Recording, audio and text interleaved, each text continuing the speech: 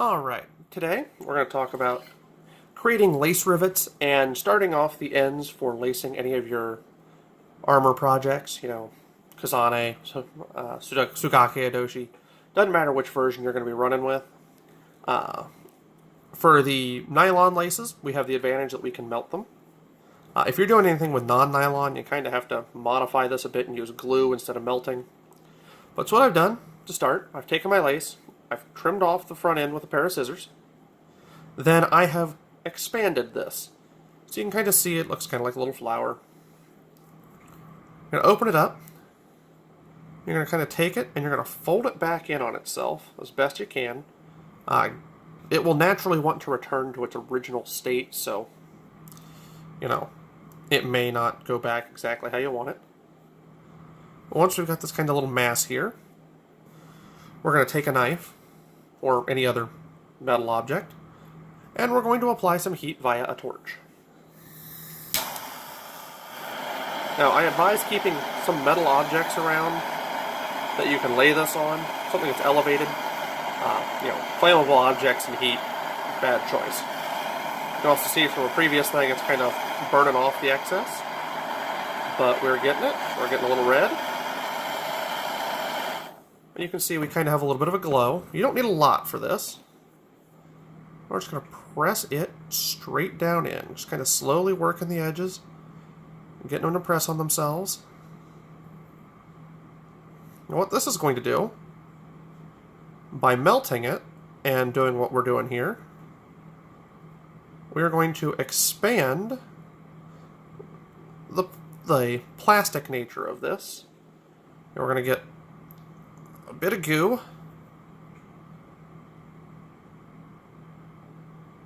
And it's going to make the hole, or it's going to make this larger than the hole.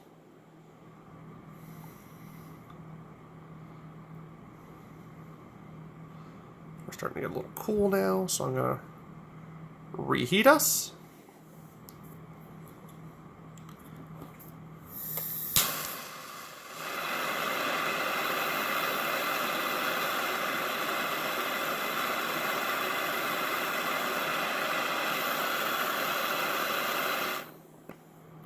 So we got a little bit of smoke from some excess, but we're actually going to use some of that excess to try and kind of fill our hole.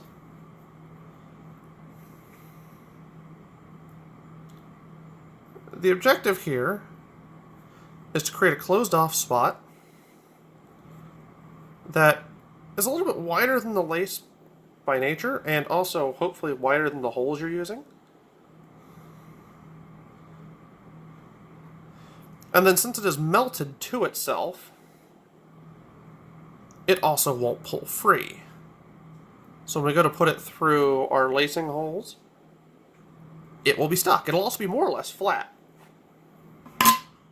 So we can kind of see, now we've got this, once it refocuses, this nice little area here. Kind of hard, kind of rigid. If we were to stick it through a hole, like on the Ike plates, you'll notice this is a bit wider. So it's going to kind of catch on the back and keep us from going. Alright, now for the next part, to make the lacing piece. You kind of see I've started here. Easiest way to do this, we aren't even going to start with the scissors. We're just going to lay it down on our metal piece. We're going to start our torch again. We're going to heat up our knife.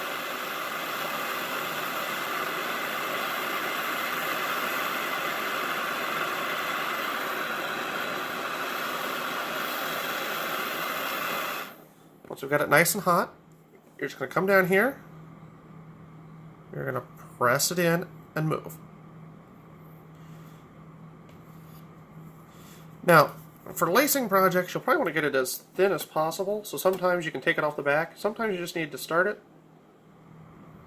and then do it again.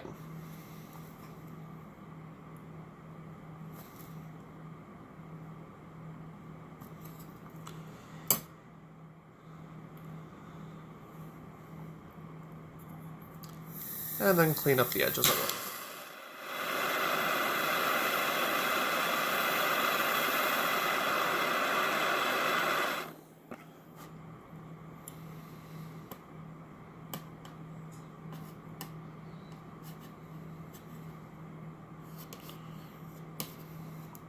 Also, just I kind of rounded off this area. That makes it a little easier later to get this through any holes as it pulls. Then, as it sort of cools down, just kind of iron the piece together. And voila! We now have a nice tapered lacing piece. Notice I can kind of stretch it. We aren't getting any breakage. This will last you quite a while. Nice thing though, if it does start to fray on you, you can just remelt it. Alright, have fun.